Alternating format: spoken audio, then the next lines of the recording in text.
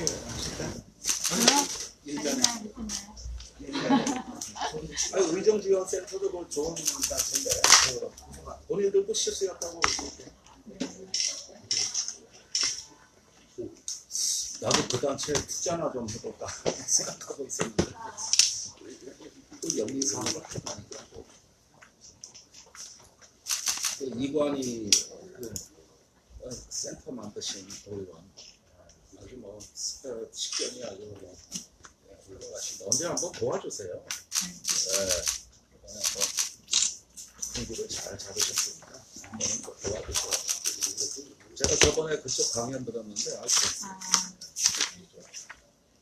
오랜만에 말이 뭐 다 오셨으면 이렇게 간담회로 모시게 됐습니다. 저는 지금 도당 선거에 임하고 있습니다. 출마 선언에 대해 가지고 따로 당내에서는 했는데 오늘 기자님들 앞이라서 도움 있게 드리는 출마 선언은 별도로 작성을 해가지고 이건 서면으로 배치하겠습니다.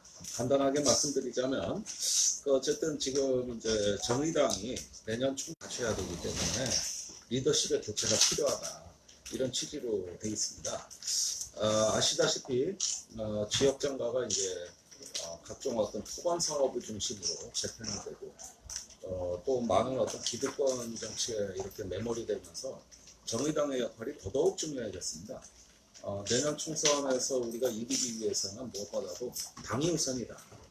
좋은 당이 있어야 좋은 후보가 있다. 그런 점에서 당의 혁신, 그 다음에 진보 정당의 면모를 갖추는 일이 굉장히 중요하기 때문에 도민께 이 점을 알려드리기 위해서 작성을 했는데 이거는 서면으로 저희가 나눠드릴 테니까 추후에 참고해 주시면 감사드리겠고요. 저는 최근에 미국에 다녀왔습니다. 이번이 이제 4번째 방문인데 여러 언론에서도 밝힌 바와 같이 제 의정 생활 중에서 가장 큰 선물을 받았다고 해도 과언이 아닐 정도로 이제 한반도의 평화를 위한 미국의 협상 준비가 이제서야 비로소 갖춰졌다는 걸 확인했습니다. 무엇보다도 미국의 민주당이 사사건건 트럼프 발목을 잡으면서 대북 협상을 반대해 왔는데 이게 180도로 바뀌었어요.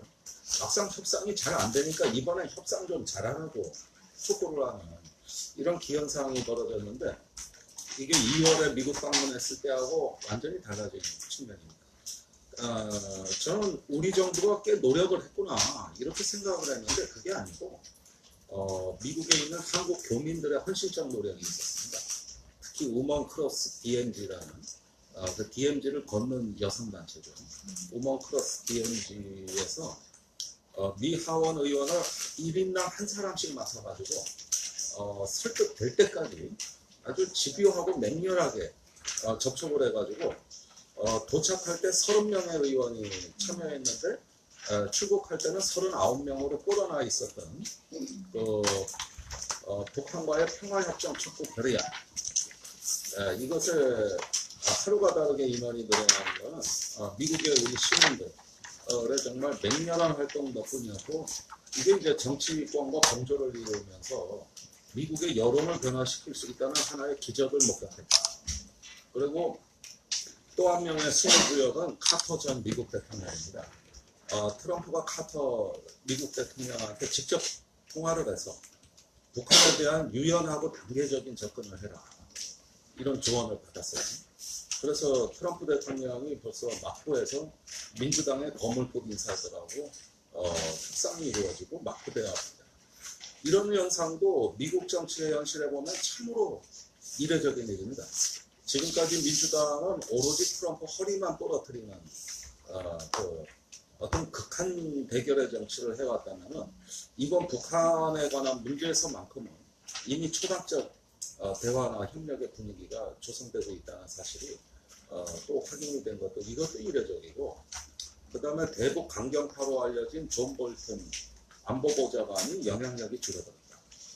그러면서 대북 협상파인 스티븐 비건이 다시 정면에 나섭니다. 이런 현상을 봤을 때 저는 트럼프 대통령이 이번 주말에 방한을 하고 그 직후부터 북미 간의 실무회담 또 3차 북미 정상회담까지 가속화될 것이다. 그런 만큼 지난 2월에 하노이 정상회담의 결렬은 한 번의 어떤 그 사고에 불과했고 이제부터 진짜 협상이 열리게 된다는 점.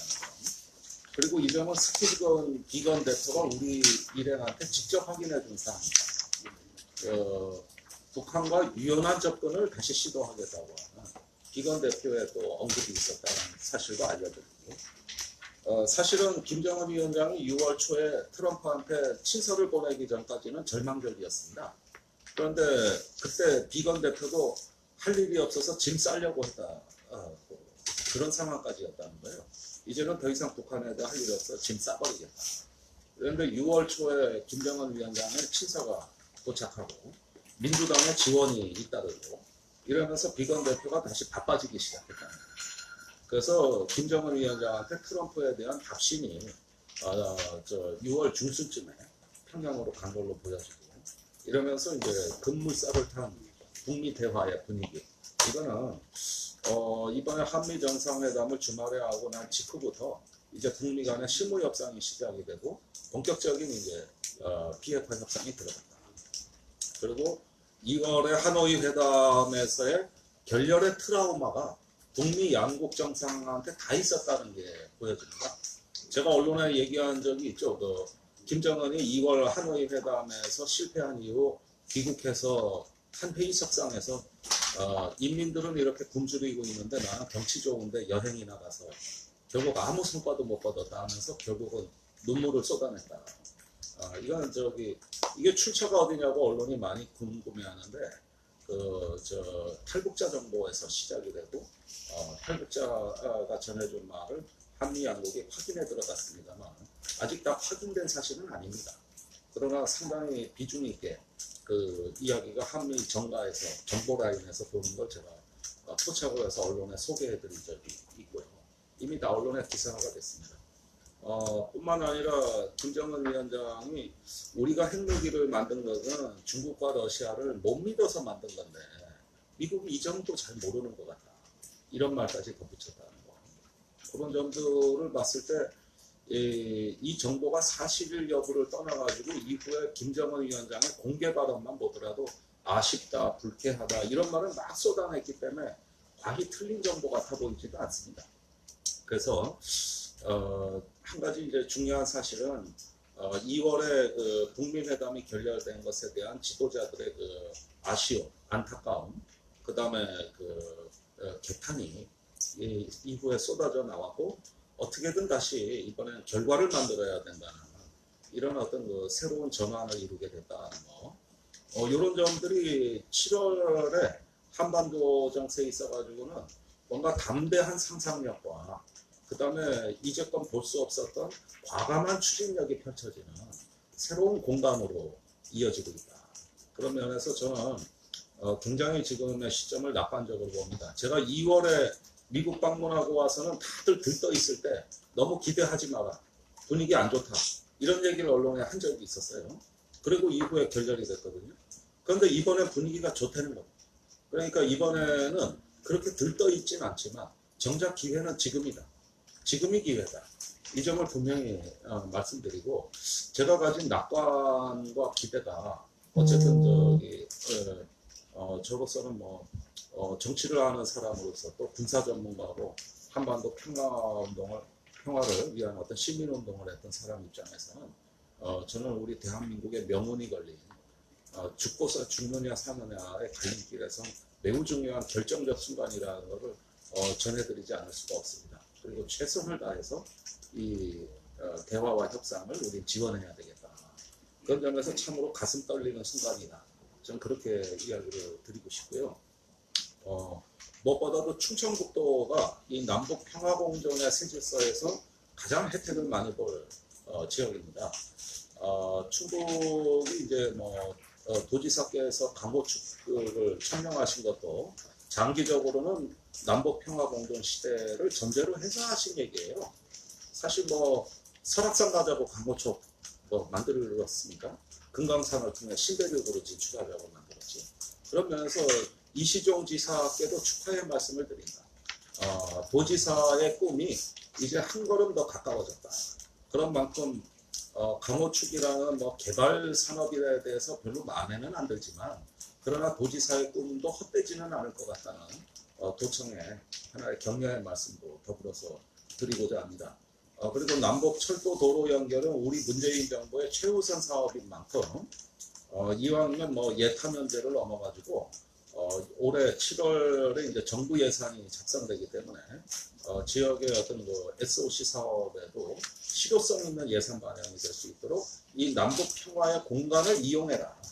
이 북미 평화 협상은 이 지금 우리 충북이 건설해 왔던 SOC 사업과 직접적으로 연결이 되기 때문에 이것은 이번 예산 편성 기간에 심혈을 기울여서 예산에 더 주력을 해야 될 것이고, 저는 국회로 올라가서 그에 관련된 지원 활동을 할 겁니다. 그리고 이왕 철도도로 뭐 이런 것들을 가지고 남북 혈맥을 연결한다고 하면 그거는 그냥 고속도로를 까는 거고, 문제는 고속도로를 깔아도 그 위에 자동차가 다녀야 될 거 아닙니까? 콘텐츠가 없어요, 콘텐츠가. 혈관을 연결만 하면 뭐합니까? 피가 흘러야지. 그래서 지금 충북이 하고 있는 바이오, 생명, 농업, 그 다음에 또 여러 가지 어떤 미래 산업을 그 시장을 북한까지 확장해라. 아시다시피 올해 북한이 식량난으로 인구의 4분의 1인 3분의 1에 가까운 1,300만의 인구가 기아 상태에 놓일 것으로 예상이 됩니다. 이번에 특히 가뭄 피해가 심했어요. 여기에다가 북한 내 결핵, 또 말라리아 등 지금 감염병의 확산 추세도 예사롭지가 않습니다. 거기에다가 영유아 영양실조에다가 산모들이 산후조리를 못하고 있고, 각종 생필품이 부족해가지고 굉장히 열악합니다. 제가 작년에 북한에 갔을 때 그 남루한 북한의 어떤 주민들의 민생 현장도 직접 봤습니다. 그런 만큼 우리가 인도적 지원에 대해 망설이지만 북한의 인도적 재난이 닥치면 주민 통제를 더 강화하게 될 것이고, 주민들의 불만을 억누르기 위한 어떤 독재 정치의 그 메커니즘이 더 강화되는데, 이렇게 될 경우에는 남북 간의 그 협력도 더 어려워진다. 북한의 인도적 재난을 막고 평화공존으로 갈 수 있도록 우리가 지금 지원하지 않으면 북한의 그 재난 상황을 나중에 우리가 떠맡게 될 가능성도 있다. 적은 비용으로 해결할 수 있을 때 지금 해야 된다는 걸 강력히 촉구합니다. 그래서 우리가 생명, 농업 등 또 여기 농민단체들이 북한의 그 트랙터 지원도 봄철에 파종기에 지원했다 무산이 됐습니다만 이제라도 늦지 않았습니다. 뭔가 충북도가 앞장을 서서 남북 경제협력 TF를 만들고, 그 다음에 북한에 대한 무예 교류 뭐 이런 식의 해도 그만 안 해도 그만 이런 전시성 행사가 아니라 민생 관련한 콘텐츠를 내놔라. 얼마 전에 뭐 북한하고 접촉해서 이거는 충주 우예 그 마스터스에 북한을 초청하는 문제를 얘기했다는데, 그거 와도 그만이고 안 와도 그만이지 그래. 그 뭐 무예 뭐 우리 품새 교육이 이거 민생하고 무슨 오면 좋죠. 그러나 그것보다는 민생과 관련된 대북 지원을 창의적으로 할 수 있는 정책 집단을 만드셔라. 이 점을 강력히 촉구하고 제가 돕겠다는 말씀을 드립니다. 다시 한번 강조하지만 식량난, 농업 문제, 그 다음에 감염병, 방역 문제, 그 다음에 생필품 지원, 이 세 가지 영역은 우리가 시급히 검토를 해야 된다. 그리고 남북협력 기금도 차제에 도에서 좀 확장하셔서 쓸 수 있는 기금도 좀 확보를 하셔라. 앞으로는 누가 남북관계 개선에 선점하느냐가 이 저성장과 양극화 시대에 신음하는 나라에서 경쟁적으로 그 돌파구가 될 것입니다. 그래서 각 지자체마다 또 경쟁이 예상되기 때문에 우리 충청북도가 더 선도적으로, 선제적으로 일하는 모습을 보이셔라. 적어도 평화 전문가, 군사 전문가가 이 점에서는 제가 자신 있게 도를 지원할 수 있다는 점을 분명하게 말씀을 드립니다. 그리고 특히 지역 언론에서 관심이 많으신 항공산업 MRO는 7월 1일 날 국회에서 첫 세미나를 시작으로 공론화 일정이 시작이 됩니다. 아시다시피 여러 번 설명드렸습니다만 MRO 문제는 군에서 자기 기득권만 양보하면 해결됩니다. 군의 정비창을 민간으로 이양해서 민군 공용 정비 시스템으로만 바꿔준다면 이 문제는 급물살을 타게 돼 있거든요. 근데 아무도 이 얘기를 안 하고 있기 때문에 7월 1일 날 세미나는 군 정비창을 민간 자원으로 활용하는 이 주제만 다룹니다. 이게 첫 번째 관문입니다. 물론 많은 반대가 예상됩니다. 아직까지 국론이 국가 정책이 통일이 안 돼 있습니다. 그래서 첫 번째 세미나라고 보면 되는데 이걸 국회에서 일단 정책 세미나로 상당히 내용이 어려울 겁니다. 그래서 취재들 많이 오셨으면 좋겠습니다만은 미리 양해를 드릴 거는 굉장히 전문적인 내용이 많아가지고 일단 민간인들이 이해하기는 쉬운 내용은 아닌데 컨셉은 딱 한 가지예요. 군 정비창 자기 거라고 붙들고 있지 말고 내놔라. 이거 기득권 아니다. 민간이 더 잘한다. 그래서 군의 물량을 우선 확보를 하고 민간의 물량하고 합쳐서 그 MRO 산업으로 이제 유도하려는 첫 번째 관문이고 두 번째 세미나는 첫 번째 세미나를 기초로 해서 청주에 내려와서 요거는 아직 그 일정이 안 잡혀졌습니다만 이제 그 군수산업, 민수산업 이 두 가지를 융합한 MRO 산업의 모델을 어떻게 짤 것이냐 이건 청주에서 해야 됩니다. 그래서 MRO 산업이 아직까지 국정 과제로만 채택돼 있고 실행 계획이 없거든요. 이 실행 계획을 만들어줘야 된다. 그래서 연간 5조 원의 국부가 국내에서 일자리로 연결되도록 하는 이런 어떤 그 담대한 기획이 지금부터 있어야 되는데 일단 첫 번째 세미나의 효과만 충분히 있다면 저는 두 번째 세미나 때는 더더욱 주목을 받을 수 있는 어떤 공론화된 산업정책으로 이제는 드디어 본 궤도에 올랐을 수 있다고 봅니다.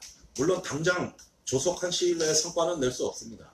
이제 공론화가 막 진행되는 거기 때문에 그만큼 시간을 갖고 우리가 이걸 봐야 되고 내년까지도 계속 이걸 밀어붙이면서 두 번째 청주세에서 공론화 작업을 할 때는 민간의 항공 전문가들로 구성된 청주 항공 포럼을 발족할까 합니다. 이거는 제가 자꾸 정치인으로서 이 일을 하니까 너무 정파적으로 이해되는 경향이 있어서 저는 측면으로 빠지고 순수하게 지역에 또 서울의 항공 전문가들이 그 순수 민간 단체로서 이 청주의 항공 정책을 발전시킬 수 있는 교두보 추진될 수 있는 청주 충북 민간 단체 그러니까 항공 포럼을 발족을 권유하고 있고 상당히 많은 분들이 호응을 해주셔서 늦어도 이제 하반기에는 본격적으로 시민단체가 활동이 되지 않을까 저희는 예상을 하고 있습니다. 그리고 마지막으로 지금 정의당은 당직 선거 기간입니다. 이번에 신상정, 양경규 두 당대표 후보가 출마해가지고 이번 주 일요일 날 세종시에서 충청권 유세가 진행이 됩니다. 저도 거기에 참석할 예정이고요. 충북 도당위원장 경선 역시도 거기서 간단한 유세가 있을 예정입니다. 일단은 저희가 충북에서 진보 정치에 이런 경선까지 가는 그 도당 선거를 하게 된 것은 상당한 민주주의의 성장의 결과라고 저는 생각합니다. 과거에는 그냥 간단하게 추대하고 마는 형식이었다면 이제는 당내 선거도 선거다운 선거가 이루어졌고 제가 이 당에 입당했을 때 3만 명의 당원이 있었고 1만 명의 당권자가 있었습니다.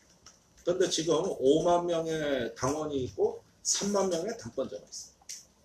규모도 적지 않은 선거. 그만큼 정의당이 커졌다. 그러다 보니까 경선도 치열해졌다. 이런 것들이 이제 우리가 시민들께는 우리가 중견정당, 뭔가 대안정당으로 가는 또 하나의 면모를 보여주는 거기 때문에 우리는 굉장히 긍정적 에너지의 분출이라고 이해를 하고 있고요. 지금 도당위원장께서 지난 2년간 고생을 많이 하셨습니다.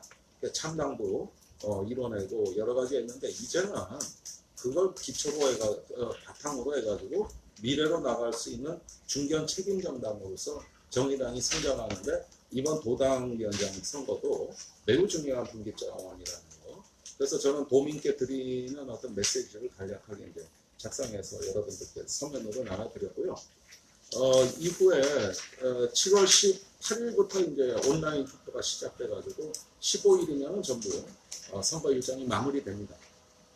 그런 만큼 남은 기간 최선을 다하겠다는 다짐의 말씀도 드리고요. 그리고 지역 정가가 요즘 심상치가 않습니다. 많은 출마 후보자들이 나오고 있고 또 시민단체와 민주당 간에도 균열의 조짐이 보이고 있습니다. 사실은 어제 시민단체 회의에서 제가 느낀 것은 단순히 개발을 찬성한다 반대한다 문제가 아니었어요. 그것보다 소통 좀 하자. 왜 이렇게 불통이냐. 그러면서 시에 대한 어떤 각종 불만들이 쏟아져 나오는데 저는 그 청주시에 촉구하는 건 뭐냐면은 어쨌든 본인들이 다 내놓은 공약이 있거든요. 불용산 지키겠다고 했습니까? 안 했습니까? 그러면 시장이 약속을 한 건데 지금 또 개발 논리에 이렇게 끌려가면서 시민들하고 거리가 멀어졌어요.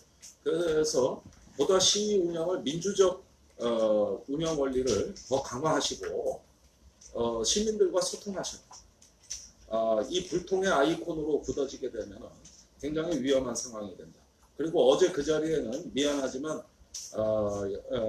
민주당 시의원도 참여해서 시민들의 목소리를 경청하고 갔다는 사실을 꼭 알려드립니다. 이제는 집권당이 좀 변해야 되겠습니다. 그래서 그 국회의원들도 좀 나오시고 단체장도 좀 나오셔서 목소리를 들어야지. 그 당내에서 언론의 자유가 없는 정말 시의원들이 와가지고 죄인처럼 앉아있는 모습이 볼썽사나웠다. 그렇게 하지 마시고 당에서 이런 일이 있을 때 전폭적으로 참여해가지고 시민들의 목소리를 들어라. 시는 민주적으로 운영하고 주민들과 소통을 강화해라. 그리고 시장이 발벗고 나서 그러니까 주민 설득 못하는 시장은 제 아무리 좋은 정책이라 하더라도 그것은 실패가 예정돼 있다. 소통이 없는 어떤 그 정책이 무슨 소용이 있는가. 이런 점에서 개탄을 금할 수 없다는 거로서 의견을 덧붙인 말씀입니다. 예, 모두 발언이 길었습니다. 우리 이재표 부장관이 와 계시는데 언론인 출신이라서 뭐 한때 여러분들 동료였던 걸로 다 알고 있고 그러니까 많이 좀 도와주시고 간단하게 진행을 하죠. 예. 말씀을 다 하셨는데 궁금한 거 있으면 당대 선거라든지 특히 이제 7월 1일 국회 세미나 아까도 말씀하시면 같이 가실 수 있는 여러분들은 같이 하셨으면 좋겠다는 생각이 들고요. 일단 궁금한 사항이 있으면 먼저 질의를 해주시면 나갔습니다. 7월 1일 토론회 국방부에서 나오시잖아요. 네. 그분들이 하실 수 있는 발언의 수위가 어느 정도 예상이 되세요? 아마도 절충적인 답변을 하리라고 예상이 됩니다. 장기적으로는 제 의견에 동조하겠지만 지금은 국방개혁안에 이 민영화 계획이 없거든요. 그런 현실적인 문제를 얘기하면서 결론은 검토하겠습니다와 아마 결론 내리지 않을까. 그런데 그거는 이제 세미나니까 그 정도는 저는 일단은 그런 생각의 취지에만 공감해도 저는 이해합니다. 제가 장관한테 직접 따질 일이 남아있거든요. 이제 곧 국방 상임위가 열립니다. 그러니까 실무진이나 국방 정책이 이렇다는 건 알겠는데 바꿔라, 전환해라, 정치적으로 약속해라. 이건 이제 상임위 때 장관을 상대로 하게 될 얘기고 이미 했습니다. 사실은 좋은 답변도 받았고요. 또 하는 거거든요. 그러니까 그런 것들은 이제 이것이 공론화를 위한 장이라는 걸 좀 이해를 해주셔야지 정책을 결정하는 자리는 아닐 거고 그건 상임위가 오히려 더 좋은 문제입니다. 국방 개혁이라는 게 공개가 된 자료인가요? 네. 거기서 이제 군사적인 보안 사항은 비문으로 돼 있지만 나머지는 전부 평문화해가지고 전부 다 공개가 돼 있는 상황이고요. 원래 DJ 때부터 검토했습니다. 국방부가. 근데 그 장군들 정비청장이 원스타거든요. 그 별자리 없애고 싶지 않은 거예요. 나머지 이유는 타당성이 없다. 그래서 그거는 아마 우리 발제자 측에서 맹렬하게 공격할 겁니다.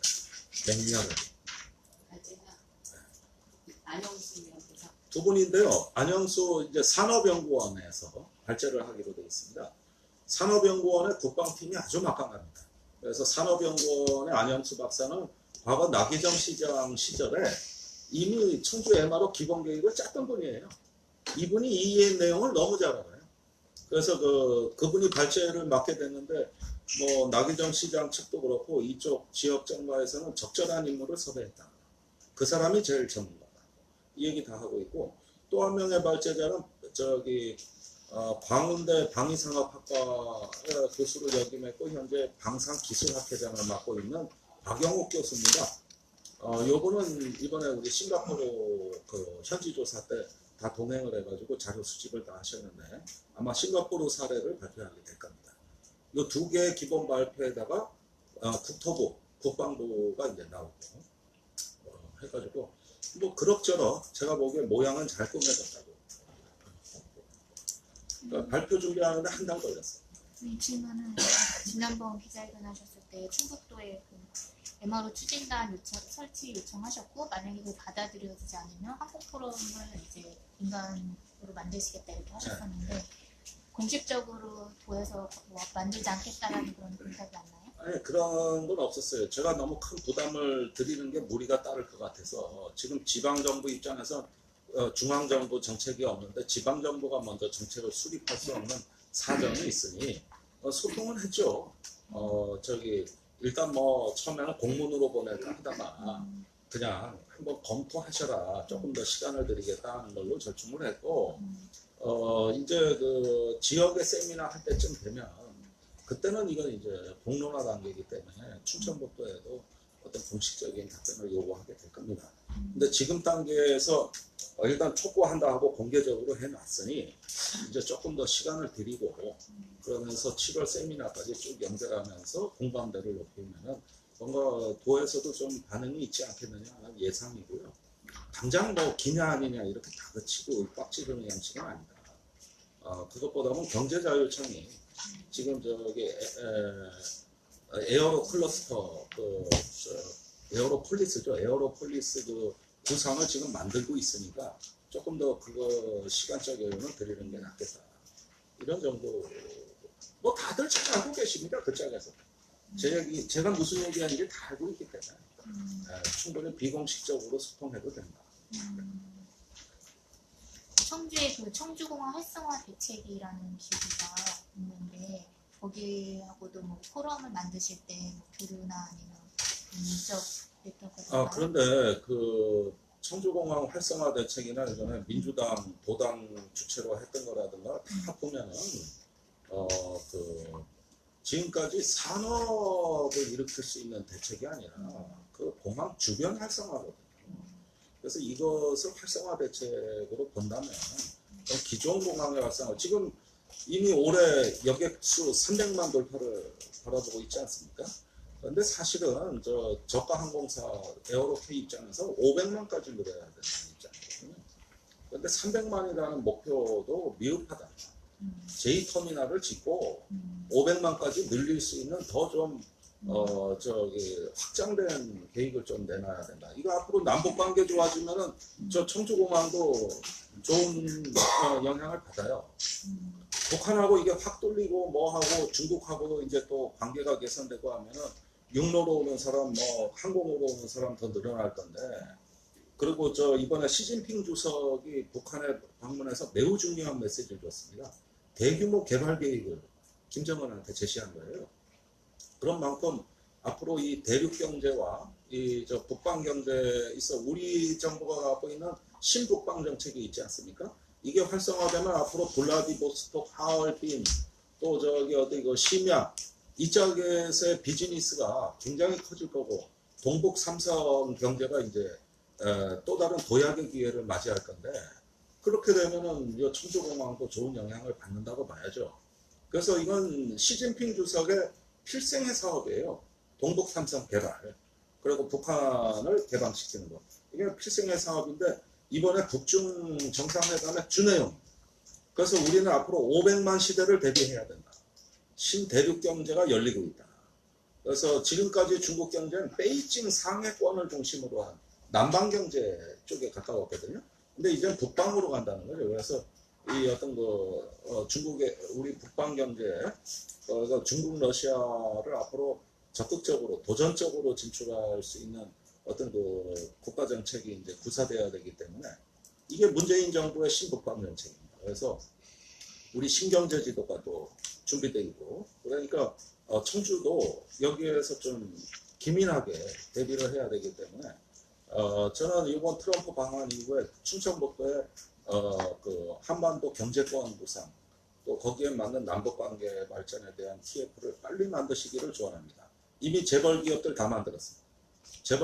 모든 저희가 아는 재벌 기업들이 남북경제팀이 지난주부터 발빠르게 가동되기 시작을 했고, 또 여기 청주의 일원의 언론이나 각종 직능단체들에서 남북관계 개선했을 때 사업 계획서들이 앞으로 본물 터지듯 나올 겁니다. 그런데 북한이 바라는 경제협력의 내용이 있습니다.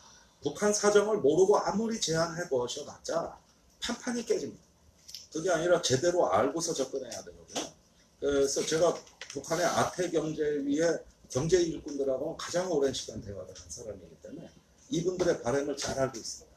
거기에 맞는 맞춤식 경제협력 안들을 짜야 되는데 충청북도가 할 수 있다. 선제적으로 활동해야 된다.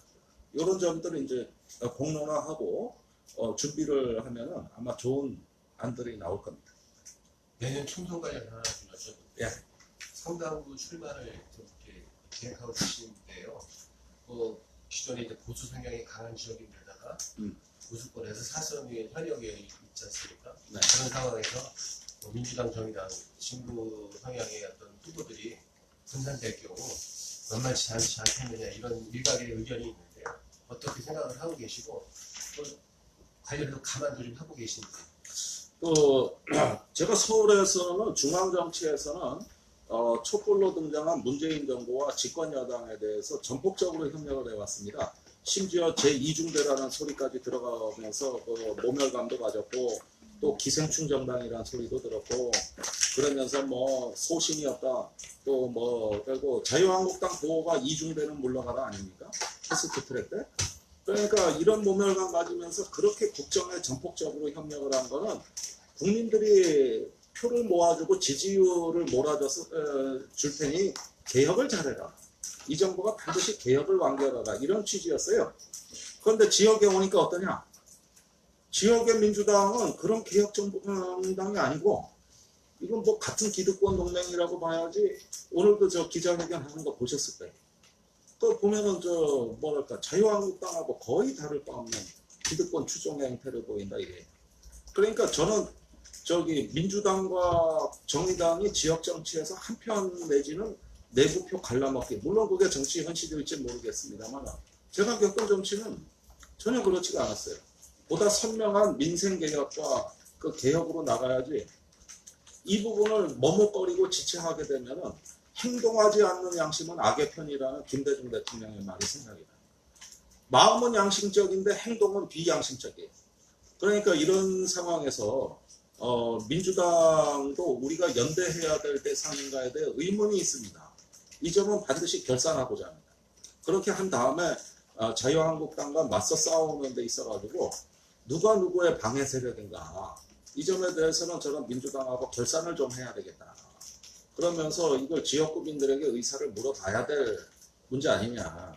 지금 보십시오. 지금도 상당부에서 계속 이어지는 자살과 범죄, 이거 언론에서도 참 쓰기를 꺼려하는 민감한 주제들이 지금 상당부에 가면 다 있는데 어떤 정치인들도 현장에 나가보질 않습니다. 지금 장애인 보호시설이 또 하나 용암동에서 철거될 위기에 놓여 있어요. 근데 개입 안 하겠다는 거예요.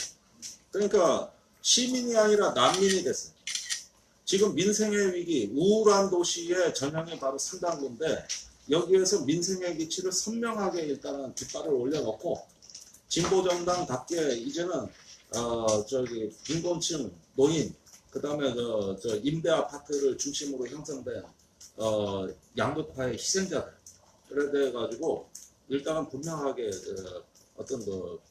지역 정부에다가 책임을 묻고 우리는 민생에 대안을 내놓는 이걸 먼저 하고 그 다음에 민주당은 어느 편인지를 제가 묻고 결산하겠다. 그러면서 총선 때까지는 우리가 이 상당부가 낙후됐다, 보수적이다 이렇게 얘기하는데 그 정치의 도움이 가장 절실하게 필요로 하는 뜻이다. 그러니까 그런 점에서 그동안의 지역 정치인들이 뭘 했냐 이 부분들을 따져보고 민주당이 이제 동맹인지 적인지는 한번 결산을 해야 되겠다. 그 결산이라는 거는 혹시 단일화까지도 포함을 하는. 그러니까 단일화 문제나 이런 거에 대한 어떤 협상이 가능한 상대냐 아니냐 이런 문제들을 한번 따져보겠다는 건데 현재로서는 저는 민주당이 단일화에 전혀 관심이 없다고 저는 생각하고 정의당 정도는 존재감이 없다 이렇게 생각하고 있기 때문에 이 민생을 이야기하는 어떤 개혁의 어떤 아젠다가 아니라 기득권의 어떤 관점에서 정의당을 바라보고 있다는 거예요. 그런 상태에서는 협상이 불가능합니다. 이건 가능하지 않아요. 그러나 이제 지역 정치를 변화시키고 무언가 문재인 대통령의 개혁에 어떻게 하면 더 지역 정치가 뒷받침할 것인가 이런 관점으로 문제가 달라집니다. 저는 지역의 민주당의 많은 정치인들이 특히 기득권을 추종하는 한에서는 대통령한테 도움이 안 되십니다. 미안하지만 별로 그렇게 대통령의 개혁의 완결에 도움이 안 되시는 분들이 상당수가 있다. 그렇다면은 이거는 나는 중앙정치 차원에서는 문재인 대통령의 특히 평화정책 같은 경우는 집권 여당이 못하는 것도 제가 해내고 있거든요. 그렇게 전폭적으로 협력을 하지만 지역 정치에서도 그 룰이 그대로 유지될지는 회의적이다. 그렇게 생각하고 물론 국회로 올라가면은 저는 이 정부의 개혁을 위해 가지고 계속 응원을 하고 지지를 할 겁니다. 그렇지만 지역의 민생에 관해서도 그러한 태도가 그대로 구현될 수 있는가는 결산이 필요하다. 최근에 고령산 문제부터 시작해가지고 또 각종 문제들에 물론 시나 도가 민생을 위해서 상당히 고생하는 유능하고 양심적인 공무원들이 있다는 건 잘 압니다. 그러나 적어도 어떤 사회보장정책, 환경정책, 교통정책, 그 다음에 부동산, 난개발 문제 등에 있어서는 이거는 거의 제가 보기에는 자유한국당과 다를 바 없는 어떤 퇴행적 모습을 계속 보여주고 계시는데 시간이 얼마 남지 않았습니다. 총선 이제 불과 8개월, 10개월밖에 남지 않았어요. 이제라도 시민사회와 소통하십시오. 소통하면서 낮은 자세로 경청하면서 보다 개혁적으로 이렇게 한 걸음 갈 수 있는 그런 모습을 보이신다면 그렇다면 우리 동맹입니다. 그런데 지금과 같으면 동맹이 아니고